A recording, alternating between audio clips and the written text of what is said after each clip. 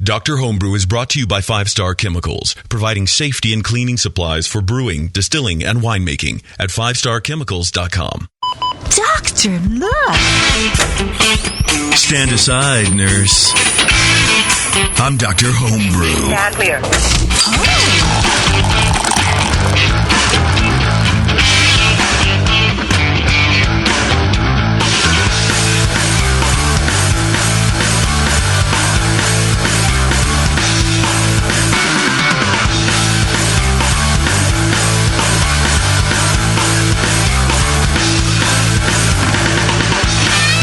Welcome, everybody. It's another fine edition of Dr. Homebrew on a lovely Thursday afternoon in Martinez. Well, actually, it's early evening, late evening. It's 8 o'clock, but the sun's still shining, and that throws me. Early enough for Star Biggities to be closed, I heard. Oh, my God. Everything in this stupid town closes. It closes at like 6 o'clock. Starbucks closes at 7 o'clock. The shutters go down. No wonder they start brawling out at 8 out there. Oh, you know, actually, those people are... We've had some problems with the, I wouldn't call them homeless, but the less fortunate in Martinez. They like to stand outside the studio across the street and fight with each other. And they're back out there today, so I locked the front door. Okay. Good old Martinez. Rent's cheap. And that's the main thing. Anyway, welcome once again to Dr. Homebrew. My name is JP, and with me, as always, are my co-hosts, Brian and Lee. How you guys doing? Hi. Hey, doing good. Hi. For those of you who don't know, this is Dr. Homebrew, and what happens on Dr. Homebrew? Well, a lot of things. We drink a lot of beer, but it's your beer. It's homebrew. And what you do is you contact me, and you send in your beer, and we get you on the show, and we judge your beer. And, you know, we say, what do you want to get out of this beer? That's kind of our main question. And then you reply, well, handsome JP, I want to get a better score on this beer, or I have an off flavor, or, you know, I just want to share my great homebrew with you. And then we go, okay, and then we drink it and we judge it on the air, and we have you on as well. So if you're local, or if you can be local and you want to come in the studio while we look at you in the eye and tell you that you got a 24 on your beer, that's fine too. You can call in also. It'll be a good time. So shoot me an email if you're interested, jp@thebrewingnetwork.com. The show could not be possible without our lovely sponsor, 5 Star Chemicals. If you are a home brewer and you are not using 5 Star Chemicals, you're doing it wrong. You're doing it wrong. If you're still relying on iodine to sanitize your bucket, then we should have a long conversation off the air. But 5starchemicals.com. Check them out. Ask for them at your local homebrew shop. Everyone's going to know what 5 Star is. We all know PBW, Star San, Sandy Clean, IOStar, all that kind of stuff. 5 Star Chemicals. Check them out. They will definitely help make your beer outstanding. We know the ones who don't use them because their buckets are all stained brownish orange, you know. Oh. Yeah. Is there beer in there? No, it's just I just sanitized it. Here's $12. Let me buy you a new bucket, first of all. So that's what we got. We got Dr. Homebrew. The main point of the show, I like to say, it's an interactive BJCP score sheet. So you get to ask questions. I know we've all entered beers in competition that we don't really understand the score sheets. Well, this time the judges are here, and they are master level judges. So they're not recognized like me. They didn't get a 66 on their written exam. They know what they're talking about. So hopefully you will too once we're done with your beer, whatever that means. Not entirely sure what that means. We have a couple beers going on tonight. One is an IPA, and the other is a very interesting beer that I almost didn't take as a submission, but Brian and Lee talked me into it. It's a double IPA with honey. Oh, yeah, we did talk him into this. You did. It's your fault. It wasn't that hard. It's otherwise known as a braggot, right, which is a meat and beer mix. Yeah, yep. Okay. Exactly. But I've never heard of a double IPA. That seems like, well, I have half a batch of this and half a batch of this. How do I make this really good? I don't know. I haven't had it yet, so I'm interested to try this one. I think this one will be a good one. So it's more or less an all IPA show, which more and more we're getting of. We're getting more and more IPAs. Yeah, we were thinking maybe we have to put in like a 25% 1 in 4 cap on IPAs or something here, just so we get an occasional other beer. I would enjoy that. Suggest just throw us a bone there once in a while. I would like that a lot. All right, well, we're going to take a break now, and then when we come back, we're going to have Scott on the line, and he brewed his IPA for us to drink here on Dr. Homebrew, and I'm looking forward to it, actually. I really do need a beer. It's been a long day. So stay with us, everybody. It's Dr. Homebrew. Do you know the 3 most important rules in brewing? Sanitation, sanitation, and sanitation. And no one does it better than 5-Star Chemicals. 5-Star knows sanitation. You can only sanitize clean equipment. And 5-Star knows how to clean, too. For craft brewers and home brewers, 5-Star has what you need to keep your fermenters, serving tanks, kegs, and draft lines sparkling and free of any beer-spoiling bacteria. PBW, caustic, acid cleaners, Star Sand, SaniClean, lubricants and defoamers, pH stabilizers, and more. 5-Star Chemicals has cleaning supplies, safety supplies, heat exchangers, pumps, hoses, and valves. And 5-Star is proud to offer eco-friendly products that exceed customer expectations. If you have a cleaning problem, you need the 5-Star solution. Visit 5starchemicals.com or call 800-782-7019. 800-782-7019 and get the 5-Star treatment today. Dr. Homebrew, please report to the ER for code blue. Dr. Homebrew to the ER, please. Oh, and your tea time has been moved to 2:30. Now back to Dr. Homebrew.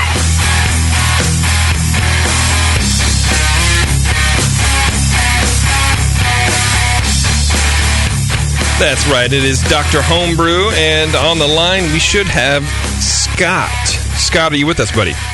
Yeah, I'm here. How you doing? All right, good. How you doing, man? Oh, not bad. Thanks for sending your beer in, bud. I hope you like it. Well, we're going to talk about that right now. But first, how long have you been homebrewing? Homebrewing probably about 3 years. I kind of brew with a buddy. I've been kind of brewing with him for about 2, and the last year I've kind of been on my own. Extract or all grain? Only all grain. Never done an extract in my life. Really? Yeah. And your buddy got you just right on the right path the first time, huh? Well, yeah. I watched him do it a lot and thought it was kind of cool. And he held my hand for a number of years, so that's kind of how I got going. Oh, well, that's good. That's only a good friend can hold your hand and brew at the same time. Right, exactly. I appreciate that. Is this your first attempt at an IPA? No, I've brewed them for a while. Oh, okay. All right. And what are you looking to get out of sending your beer to the handsome people on my left? Well, I sent this one into a competition, and it did very well. It took 3rd in a local competition, and I wanted to see if there's anything else I can do to improve upon it. I have my own ideas on what I think about the beer. I wanted to see what you guys say about it first. But I don't know, just overall feedback. Okay. 3rd in competition. Whereabouts is that? Winchester, Virginia. They held their very first Hot Blossom Craft Brew Festival. And along with that, they ran a homebrew competition. And their expectations were about 100 entries. And they ended up with 206, which I thought was pretty good for very northern Virginia. I bet the comp organizers are probably pooping themselves. Yeah. That's always terrifying. Yeah. Well, let's dive into the beer, guys. What do you think? Who wants to start? Lee, why don't you kick us off with Scott's IPA here? All right, I'll kick you off Scott's IPA. Actually, I don't think I'm going to be able to pull you away from that thing. It's pretty good. Yeah, actually, that was a good beer. We both all 3 of us really like that. At least I assume all 3 of us, since you're saying you like it now. I do like it, yeah. Yeah, JP hadn't tried it before. So, I don't know, start at the top. Go down here. A lot of piney, citrusy in the nose. It's pretty high, not too high. A little bit of some spicy and some sort of oniony, dank notes in there, too. And that was pretty much the nose. Not a lot of esters. It didn't cut through all the hops. Whatever was in there, but it was clean. There was nothing wrong with the ferment that I could pick up. A little bit of malt aroma in the nose, not that much, but it doesn't really need it. So it was, I thought, really nice nose in this beer. Very kind of West Coast seeming IPA nose.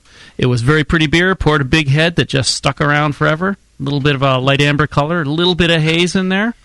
which is fine for this style. Although, if you're wondering why the difference between second and third, somebody might still pull a half point or a point for having a little haze in there, because they always look prettier without it, even though it's okay to have it. The flavor was good. Again, fairly high hops, same sort of varieties I picked up before. Some malt flavor supporting that. Seemed to be a little caramelly, toasty kind of malt behind there. Mostly unobtrusive, although it seemed to come out a little bit more in the finish. Fermentation seemed clean. Some lingering hop and malt flavor in the finish. Body was good. Carbonation was pretty good. Maybe a bit high, but mostly seemed good. Nice and creamy, warming, not really astringent. Bit of lingering alcohol warmth in there, though. We thought it might be a little high on the alcohol for an IPA, but maybe not that much. Basically, I thought it was well balanced. Very typical West Coast hop flavors. A pretty clean ferment. Balance was good. Was bitter, but not over the top bitter. Maybe the toasty character or caramelly character of the malt was a bit strong in the finish. It might leave a little bit too much malt in the palate, but this is getting down to splitting hairs here. It really wasn't that bad. And way at the very end when I was sampling this, I thought maybe I picked up a little bit of a catty note in the hops, but I'd already been drinking this for about 10 minutes at that point, so it took that long to even show up, and it was threshold, so it was not a big deal. I gave this on the score sheet about 41 points. I thought it was a really nice beer. Thanks. Cool. Yeah, I agree with Lee there. Nice big citrusy, piney hop notes up front. Little grapefruitiness in there. Some underlying resin and kind of garlicky dankness in there. Beautiful hop character, just right up front, right where you want it for this beer. Almost imperial IPA like in hop intensity, but it's welcome. It's a hop oriented beer. Low supporting kind of clean and bready malt with light hints of caramel in the aroma. To me, the caramel came through more in the flavor, and but I'll get to that. The appearance, nice kind of orangey amber color or light amber, Not even amber, I guess. Yeah, kind of orange, more orange than anything else. Yeah, it's kind of orangey, like a little darker orange or darker yellow. Golden, deep gold kind of, I guess. And low off-white head that stuck around pretty well. The last pour I got it, we had a big off-white head shooting up there, but this one stuck around pretty well. So sometimes the hops will do that for you. And there's a lot of hops in here. There's just a hint of haze, like Lee said. Some clean alcohol apparent in there. In the flavor, the hop bitterness is just, I think, right where you want it. Just kind of medium high, balancing the malt, not harsh or biting, really smooth. Most of the same kind of hop characters you got in the nose. Very fresh tasting hops. A little, like I said, a little bit more of a bold carameliness in the flavor than in the aroma. Yeah, I got that too. It wasn't distracting. It gave nice balance to it, and actually, I kind of like a nice malty IPA. A lot of times, you have beers like Sierra Nevada Celebration Ale that's considered, a classic example of an American IPA, and sometimes people forget that and think just the lighter ones are, all you need, but just let the hop shine through and nothing else. But the malt has some complexity. We were also talking about how it might had kind of, more than just some caramelly characters, some toasty and light kind of maybe Munich-y like characters in there or something. But, we remain to look at your recipe. The finish, I thought, could be just a touch drier, but that's just a fine point. It finished, kind of medium dry. The body was, medium to medium light, bit of alcohol warmth coming through, nothing offensive. Just smooth alcohol warmth, and you can have that in this beer.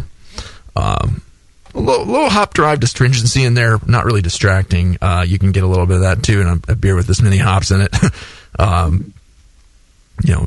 Light creaminess, carbonation was pretty high.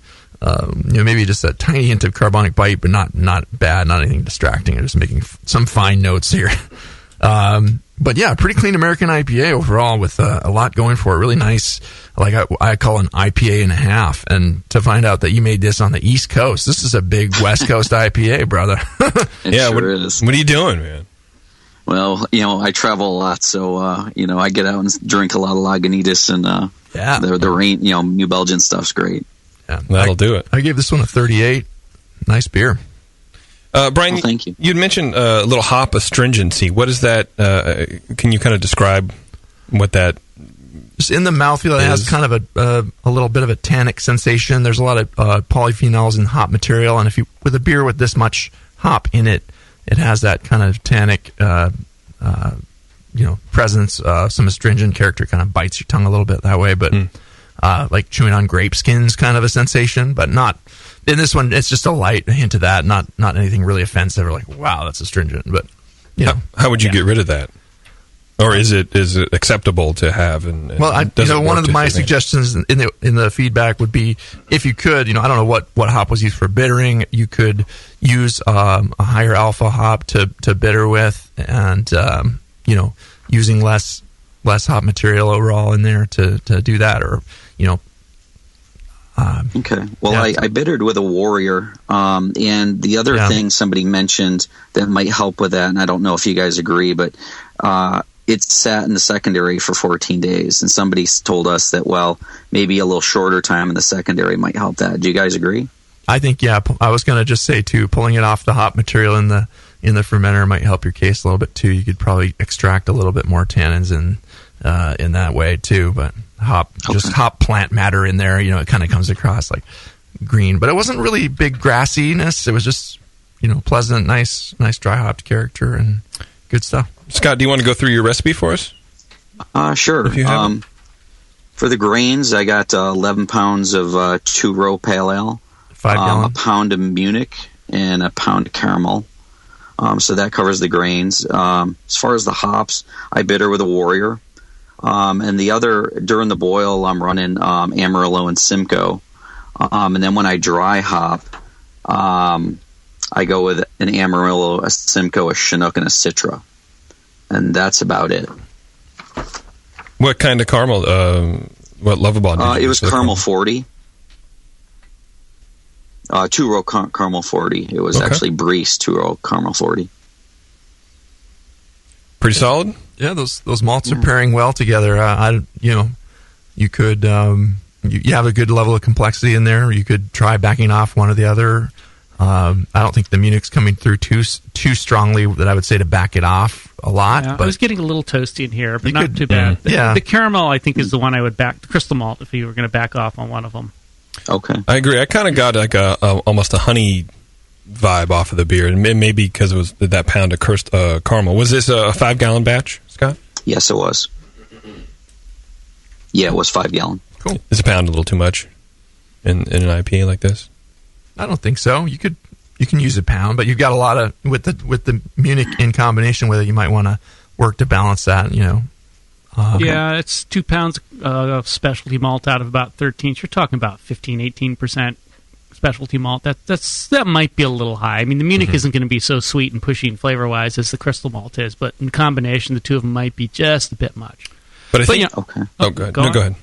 No. I think it sounds like, Scott, you were trying to go for the Lagunitas IPA. Yeah, something along that lines is what we were, shooting for, my buddy and I. And we're just huge fans of West Coast style IPAs. So anything along that line was what we were looking at. And doesn't Lagunitas kind of have those darker malts in there, like a caramel or something? Munich, I think. And yeah, I'm a huge fan of the Hop Stupid. Cool. It's any of their IPAs I'm a fan of. So. Right. Did you guys have anything extra to say to This Scott? came in third out of, you said, was it 206 IPAs? Well, no, there was actually 30 IPAs. Okay. The one that took first was an Imperial. And the second place finisher was another just American IPA like this one. So I ended up third out of 30. Right. No, Right. it's a good beer. I mean, I could see this taking a better prize on another day. It's there's all sorts of things that go into a comp sometimes, and it can cause a 3-point difference, and that's it. Which comes out first when the judges' palates are fatigued at the end as the beer comes out.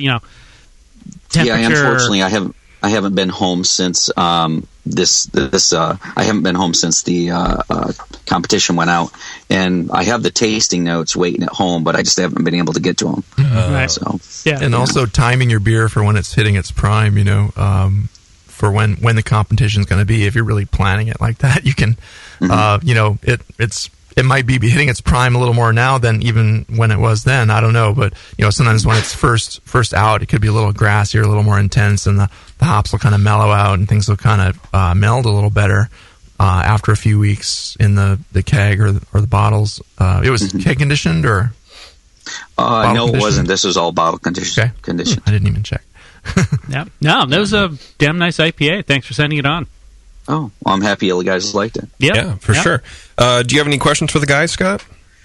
I guess the only question I had is I wanted to start, working on some session IPs. Do you guys have any recommendations on keeping the hop flavor? But when I introduce them in the boil, a lot of times we're just kind of stabbing at the dark. We know that bittering is first, but towards the end is more flavor. But is there a time that you guys think you get the most hop flavor?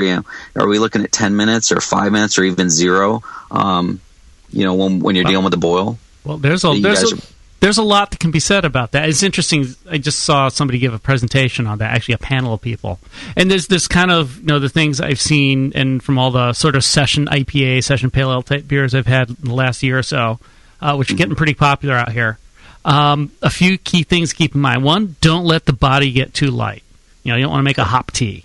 So they're actually a bigger percentage of something like your caramel malt, your crystal malt, your Munich malts. Help keep the body up. Maybe put in a little wheat. Maybe raise your mash temperature up higher than you would for a regular IPA because you want to keep that body up so it doesn't just get to be thin and bitter.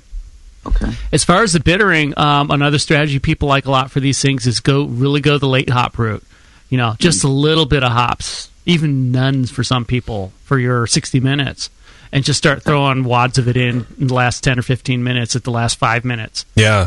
Flavor, usually I like later better for me, but, you don't always get as much, so that may or may not work as well for you. Yeah, it depends on the hop a lot, your 15-minute edition or a 30-minute edition could be your bittering hop there, Oh, okay. Yeah, for a lighter beer. This is probably in, 6.5% territory. If you're down in 4.5%, though, like Lee said, keep keep a little more malt and a little... maybe mash at a slightly higher temperature, leave some body in there and some sugars in there to kind of balance with everything else that's going on, or it's just going to come across too dry and too, just only hops. But okay. I've tasted some really good, 4.5% beers with this kind of a hop character, and there's some good breweries. Altamont does kind of a left coast session. The pale that's really hoppy like this and just a nice beer, and there's some other really nice ones out there, so play around. Okay, definitely will. Thank you. All right, Scott, thanks, man. I appreciate you sending your beer all the way over from the Beast Coast over there, man. Oh, and try whirlpooling. Thanks a lot, guys. Whirlpooling your hops might be fun too. Okay. Do you have any recommendations of whirlpooling when using an immersion chiller? Just a technique? If you're running it in a kettle, just run it out the bottom and run it in tangentially through a pump, and get the flow going, and just get it circling around in there. And then also a lot of the hop matter will pile up in the middle, and it'll be easier for you to deal with getting out of the kettle. So I have a copper arm on mine, on my immersion chiller that runs down the neck, and it kind of comes out at a 90 degree, or probably a 45. So I recirculate through my pump, and it comes out of the kettle through the pump into the arm and back into the kettle, and it just kind of pushes around the side, and it doesn't necessarily cone for me, but I might be too impatient. But it does cool real fast, and that's how I replicate a whirlpool. So it's a pretty easy fix. Or just stir it really fast. Okay, I can do that. All right, Scott. Thanks, man. I appreciate it, bud. Thank you, guys. Bye-bye. Right. Thanks. Yep. I did have a question from the chat come through. Neckbeard Beer says that hop material tannic flavor, if you filter with a 7-micron filter, would that fix it? Can you get rid of that flavor? I'm not sure what the particle size is on most of those polyphenols. I would suspect they're probably smaller than that.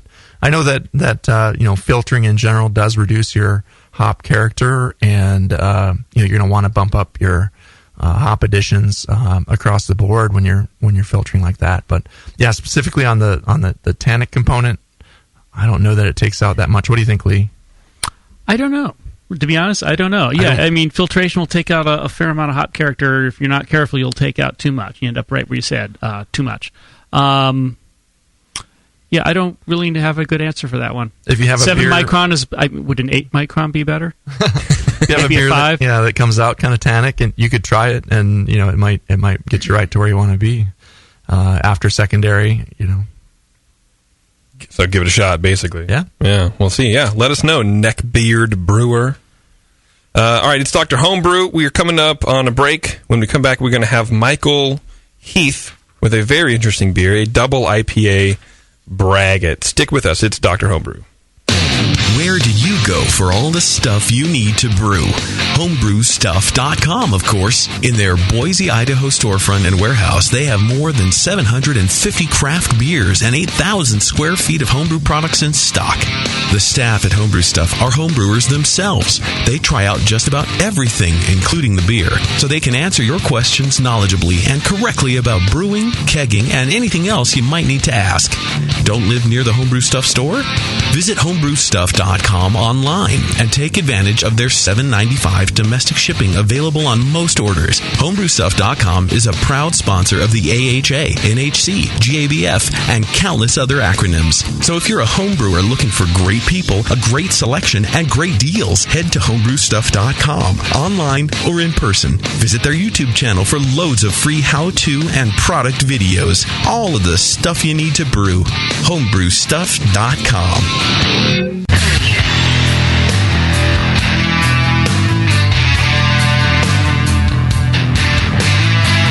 Now, back to the examination.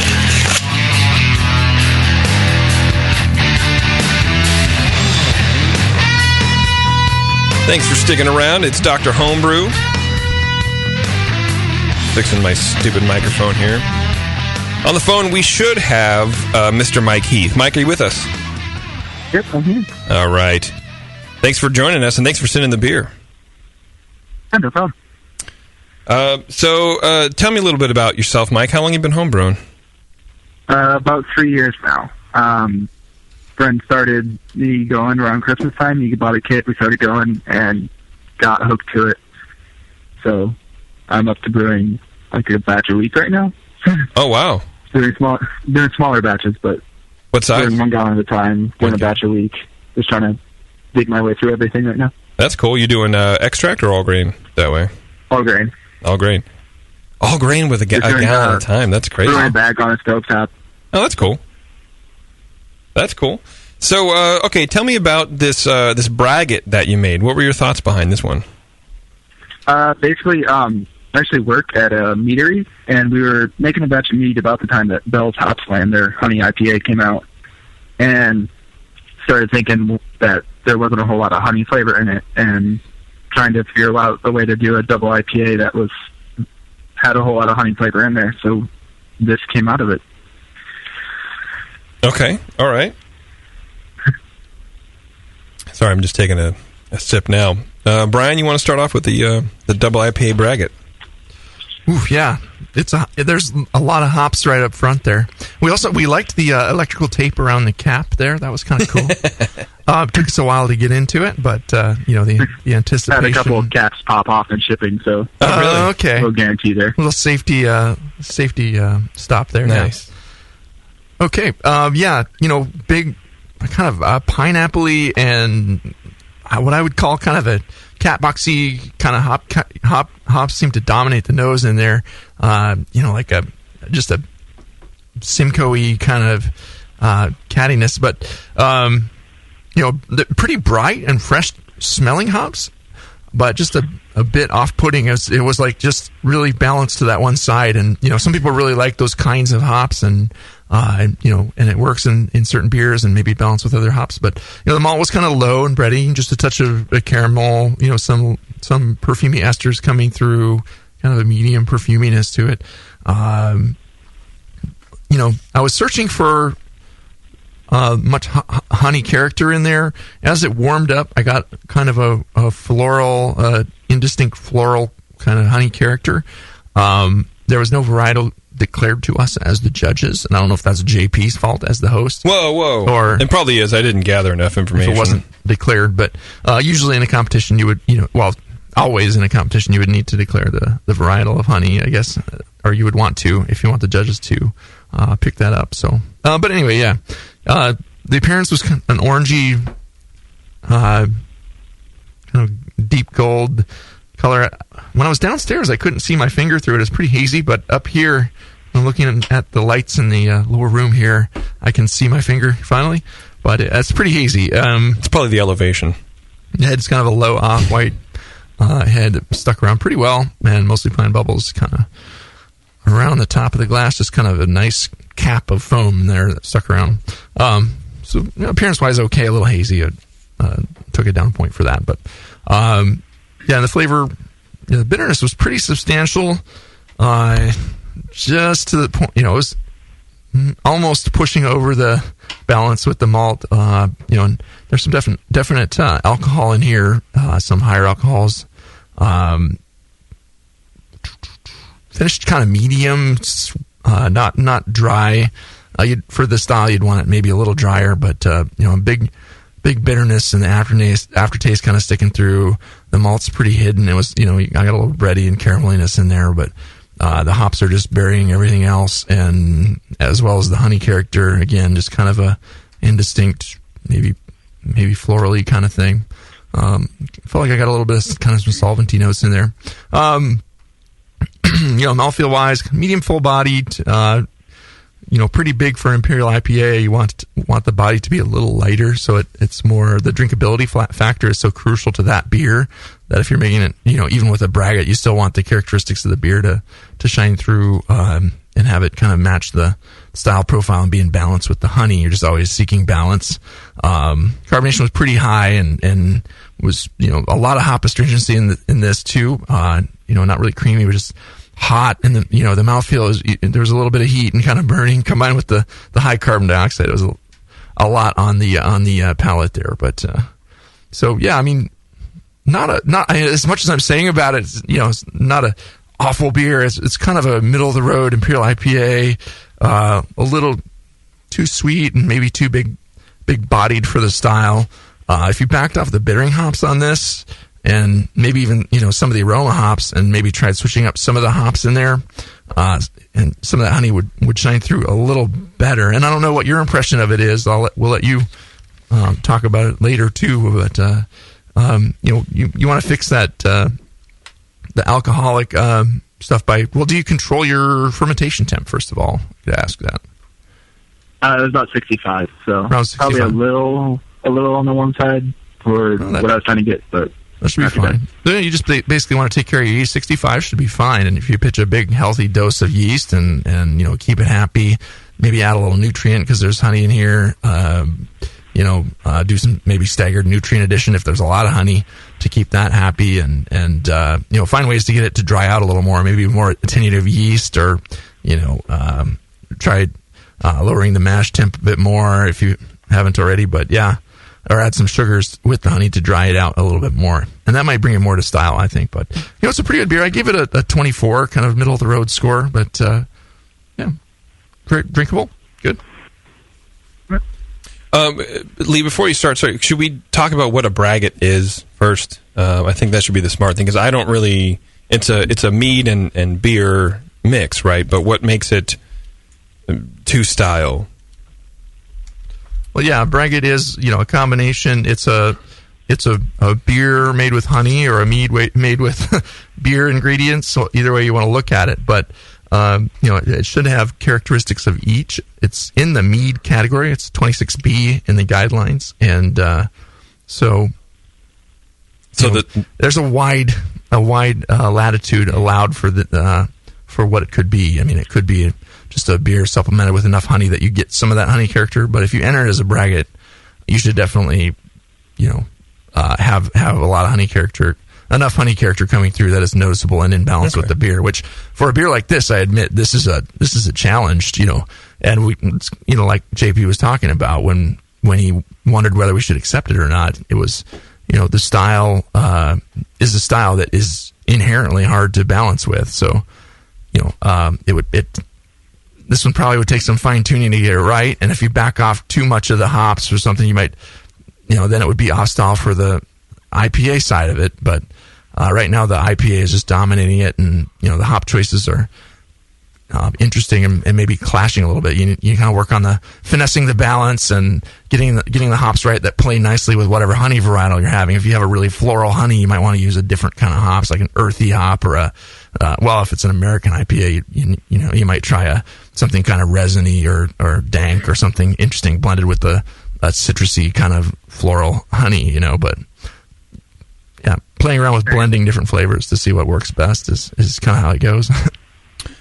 All right, Lee. So I would start with a question for you, Michael. The beer that you said you'd had that was kind of like this, was it a Bell's honey IPA? Yeah, the Bell's Hop Slam is their Imperial IPA they released about February. It's they call it a honey double IPA. Okay, yeah, I haven't had that. Can you? You obviously have. Can you actually pick up the honey flavor in that?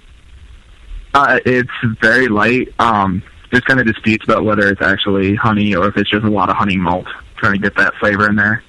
So okay, interesting. Yeah, so I would almost echo Brian's concerns. So with a beer like this, with a braggot, it's supposed to be a beer mead hybrid, and you should, if you're going to go by BJCP, you should be able to pick up characteristics of both. So you should be able to pick up honey flavor or honey aroma in there. And it's an interesting question. Can you get enough of that in there to balance out the hop intensity of a double IPA, which is a really strong, pungent, flavored and aromatized beer? And this one in particular, your hop choices are really intense. I mean, this is like, wow, rip your head off kind of intensity here. Just dank and oniony and diesel-y and just in your face. It's pretty good, actually, on that point. If you like that kind of hop, this is a good example of the kind of aromas you're looking for there. But it's going to be a tough call to try and get through to the honey behind it. I really couldn't find the honey in the aroma. I mean, all those hops were there. I could just pick up a little bit of malt and some tropical fruit pineapple, which is probably coming from the hops again. But getting through to the honey, just I couldn't find it really. It looked pretty nice. Had a big head. It persistent foam, dark gold. It was a little bit hazy. The bottle up here, we opened a second bottle for the studio. It's a little clearer this time. So maybe that was just yeast getting roused up. The flavor is pretty much like the nose. This big, oniony, piney, hop flavor dominated everything. I could pick up a little bit of a lemon flowery kind of hint underneath, and maybe that was some of the honey coming through. It's hard to say. They could come off the hops just as well. A little bit of base malt. Seemed a little bit in the sweet side, but it was pretty clean for the most part. Although I thought I was picking up a little bit of acetaldehyde in there, which is sort of a green beer, not complete ferment kind of flavor. I'll talk a little bit more about that in a second. Body was pretty good. Carbonation was pretty high. The alcohol was strong. Maybe getting a bit past warming and into downright being a little hot. So it might be another sign of some stress yeast there. But it's nicely creamy beer, and it looked very nice. It's interesting, and all in all, it's a very interesting beer. It's just not clear to me that the chore you set yourself to do is an easy one to do. How to get enough honey flavor and aroma in there to have it poke through against all this hop intensity. You just kind of want it to peek through, I imagine, right? Just a little hint of it. You don't want it to be overbearingly honey, right? Yeah, and I'm not sure we quite even got that, but maybe a little bit in the flavor. The little bit of acetaldehyde and the solvency made me think the yeast might have been pushed a little too far in this beer. Both those things will happen if the yeast, maybe if it's a low pitch rate or they're not too healthy. I've noticed in a few honey beers I've made myself that the yeast tends to go a little slower and a little less happily than you would think. So if you're going to do a beer like this, again, you might want to make sure it's got some yeast nutrient, maybe put a little higher pitch in there, just to make sure you got the yeast to finish it all out properly. And that between the solvency and the salty touch and the acetaldehyde is kind of my guess as to what might have been going on with the ferment here. Other than that, it's just how do you get the honey to show through with this big blast of hops that are here? I'm not sure how that would work. All in all, it wasn't bad. I think if you wanted to enter in the comp, I would not mention the word honey. I put it in as a straight double IPA because no one's going to pick it up. So that's my 2 cents. And for people who like the big pungent hop double IPAs, actually I think people would like this a lot. Yeah, I think have you ever made a double IPA, Mike?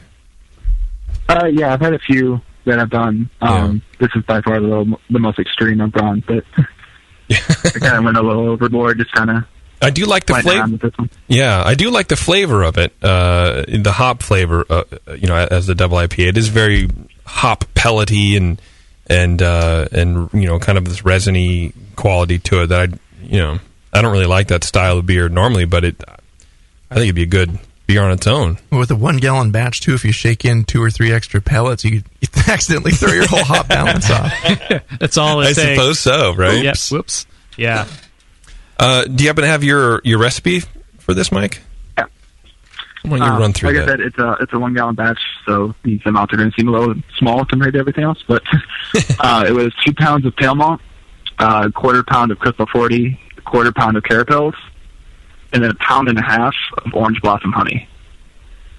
That actually made up about 50% of the gravity. Yeah. And then for hops, I have Simcoe and Centennial, half an ounce of each at 60. And then a quarter ounce of Simcoe and Galaxy at 10, zero, and dry hop. You know what? If you were to enter this in a comp, so first by they'll ask you should specify the honey you put in. You should definitely say orange blossom honey, because having heard you say that, actually that makes a difference. Really? Because I can pick up some of that citrus oil. I mean, I just figured I was part of the hops. I was looking for sort of clovery, sort of honey aroma since I didn't know anything else, but that orange oil citrusy thing that you can get out of the honey, the orange blossom honey, it just blends right in with these hops. Yeah, I got a floral essence in there, and if forced to guess, orange blossom might have been one of the top guesses for that. It's not very clover honey like or buckwheat or anything funky. It's just it's florally and with all those hops going on, it kind of it shines through with those hops, and you can kind of smell it with them, but. It's hard to pick out sometimes what it exactly is, and especially if you don't declare it. So, I apologize. Maybe you did declare it when sending to JP, but I would say blame it on me. That's right. To anyone sending a beer on this show, just look at the BJCP guidelines and look for what's required of that style, and specify everything that's required, and say, hey, JP. Numbnuts. Hey, tell the judges what's in this. Yeah. Yeah. And actually, I'd have to say now, knowing that that's the orange oil and that wasn't just the citrus component of the hops, I would have to rate this beer a little higher than I did before. Because there is some honey showing through. What would you give it? I would do it with that thrown on. Maybe, 33, 34. Oh, wow. I was at a 28 before. But no, mostly because... That's a big difference. You did... hit what you were shooting for. We just couldn't tell without the specific cue. Okay. Oh! Sorry. What about you, Brian? Do you agree with Lee? Would you go agree. up that much? I do agree. I think that does change the game a little bit. Mike has been redeemed. Yeah, I would suggest playing with this still, and I don't know what kind of feedback were you looking for, Mike? Were you looking to improve it? Were you really pretty happy? Or what did you want to get out of this show? Basically, it was one of those, if I were to enter it, it was one of those, do I throw it in with the rest of the IPAs and double IPAs and kind of get lost in the muck, or do I go to Braggot and have something completely different than every other Braggot entered, or would I go specialty, or kind of where would it go, and anything I can do to improve it, I'll take that advice wholeheartedly. Yeah. I would agree with Lee's revised advice. That would be to, put in a Braggot and declare it with the varietal and...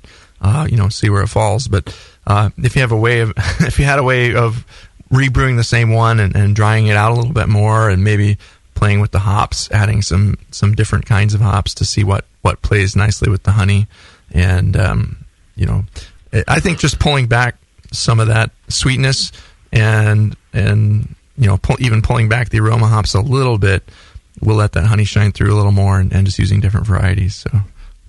Yeah, those super dank hops are... No, real fast here. It started at 1090 and it finished at 1008. Oh, wow. Wow, okay. Wow. Well, it finished well. Yes, honey... explains the alcohol. It did. I did match it a little high, trying to keep a little bit of sweetness in it to sort of remind you that there's actually honey in it. But maybe I could drop the mash temp down a little bit. And sometimes these beers with a lot going on have the impression of sweetness, and it fools me, and I'm just so surprised when I hear about beers. What? This was 1008? Am I an awful judge? Yeah. Yeah, I don't know if you maybe drop the mash temperature down. I would focus more on making sure the yeast is doing its job right. So bigger pitch, a little cooler ferment temperature, good nutrient dose, maybe a second dose, because this is a big beer and you're asking a lot with all this honey in here, just to make sure it does its job right. Or you can even make a nice dry mead and make a separate Imperial IPA, and then work at blending them and let them kind of balance out with each other and play with the amounts of each and see where you find the right balance, where you get the honey that you want coming through with still having the right beer style there. But I think braggots work better with maltier styles personally. But you could make the perfect 50-point Imperial IPA braggot. I don't know. It would be very hard, but you could. It could happen. It's possible, theory, maybe. I'm sure, right? Yeah. Mike, do you have any questions for these guys? No. I actually think I'm pretty good. Okay. Cool. Well, hey, thanks for first of all, trying that style, but sending it in. Yeah, thanks for sharing. Yeah. Glad to get some feedback on it. Cool. Thanks, man. Appreciate it. Cheers. No problem. All right. Cheers. Bye. Pretty cool, huh? Right on, yeah. Yeah, no, I'm glad we actually talked you into giving us that beer. That's very interesting. I love experimental things like that. That was pretty cool. Yeah, it was very cool. Just got to tell us what's in it if it's going to be an experiment. And that is true. All right, we're up against the break. When we come back, we're going to wrap up, and then we're out of here. It's Dr. Homebrew back after this. Are you a member of the American Homebrewers Association? Well, you should be. Members of the AHA can focus on brewing beer, and the AHA takes care of the rest. The American Homebrewers Association advocates on behalf of homebrewers like you to legalize the hobby in all 50 states and make sure that beer laws make sense. Plus, there are many great benefits that come with your AHA membership, like AHA member deals that give you awesome deals at bars, restaurants, breweries, and more. Zymergy Magazine and eZymergy for tons of articles, how-tos, easy-to-follow recipes, and news about the hobby you love, and access to the members-only content on homebrewersassociation.org. But the AHA can't do it without your support. Join today so the American Homebrewers Association can keep fighting for your homebrewing rights. Visit homebrewersassociation.org or join now from the homepage of the Brewing Network website. Relax. Don't worry. It's the American Homebrewers Association. Dr. Homebrew, please report to the ER for code blue. Dr. Homebrew to the ER, please. Oh, and your tea time has been moved to 2:30. Now back to Dr. Homebrew.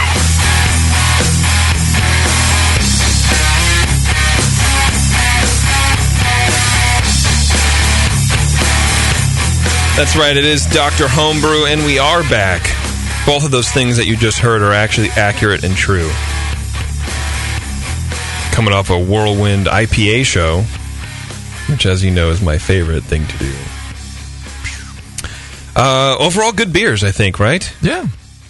This is our breakdown segment where we kind of just give a brief recap of the beers. We had Scott up with his just straight IPA, I suppose. Now, a couple of comments you guys had. It was a little hazy, but not much. A lot of it was picking nits, I think, is what Lee was saying. It's a little haze. It could be a little bit drier. But overall, that was really... It was much a good beer. To do, right? There wasn't a whole lot to really say easily to improve it. Yeah, a little less sweet, a little less caramel, a little clearer. That'd be a killer beer. It was very nice as it was. Lee said back off the caramel a little bit. I would personally back off the Munich a little bit myself, but I like the beer. The malt complexity added something. I wouldn't just take away either one of those. They're playing nicely together. Yeah, Lagunitas, they have Jeremy over there likes to blend malts. In their new Dogtown Pale, he has 5 malts in his pale ale. Wow. It's insane. Dogtown's pretty cool. Yeah. So, maybe it's just a combination of those malts and different varieties, or maybe another one. Who knows? If you're trying to clone Lagunitas, though, I have no idea. That's pretty good, Scott. You had a good IPA, man, and it sounds like there's not a whole lot to do to kind of push it to the next level. Then we had Mike, our good friend Mike, who just got off the phone with his double IPA braggot, and there were a little more comments about that because I think it was just such a complex style. I don't think I've really had a braggot, but again, there was a little haze issue there. What did you guys say? Little too big bodied, maybe back off the hopping, change the hops a little bit. It obviously had a pretty high starting gravity there, and it's 1090, I think it was. You could start a little lower and still have a pretty good braggot, I think, and maybe balance a little bit. I mean, for me, it's supposed to be, it's a hybrid of beer and mead, and you got to get a balance where both those things come through. And the mead really just didn't come through that much. I mean, and you need to let the judges know what kind of mead it is too, so they can pick up on it. I mean, when you have the opportunity to write something in the special ingredients, definitely take advantage of it. Because in a style like this, the judges are looking for it, and it'll totally key us in on what to look for. But that being said, once we knew what kind of honey was in there, could pick up on it a bit. I think it's really tough to balance something that's kind of delicate like a honey against a uber pungent selection of hops that was in that beer. It was in your face. Yeah, those were crazy. It was good hop aroma and flavor. It was just rip your sinuses out, though. I mean, it was really intense. So it's if you want to hit that balance, you might have to refigure how you want to handle the hop aromas and the flavors to make them more complementary to the mead side of the equation. If you want it to come across as being a braggot. Otherwise, it's just a double IPA with a little bit of orange blossom honey aroma in it that you might not even separate out from the rest of the hops if you didn't know if you weren't told it was there. Okay. Yeah, there were some bold hop choices there, and they were definitely in your face. And I'm not, I've tasted plenty of orange blossom meads, but I have not tasted them with that intense of an IPA hop blended with it. So yeah, interesting beer. Yeah, interesting braggot. I thought so too. It was very, very interesting, and I'm glad that you guys talked me into doing that, because otherwise I would have been like, wow, that's insane. You guys are crazy. Why would I want to drink that? But it's downright enlightening. That's true. There you go. That's true. Well, this is another episode of Dr. Homebrew in the bag, as we don't say in the radio industry. I just decided to pull that out of nowhere. Thank you to my co-hosts, as always, Lee and Brian, for coming in, and for Scott and Mike for sending beers. That is a key component to this radio show, folks. If we don't have beers, then we just sit and look at each other for an hour. And that's not bad, too. Yeah, it is. If you want to be a guest on Dr. Homebrew, email me at jp@thebrewingnetwork.com for more info. We're a little booked up now for the next couple of months, but check in if you want, if you're planning to brew something around August, September, October. That would be ideal. So shoot me an email, and I'll send you details eventually, as soon as I stop taking naps on my couch during the day. This has been Dr. Homebrew. Until next time, see ya.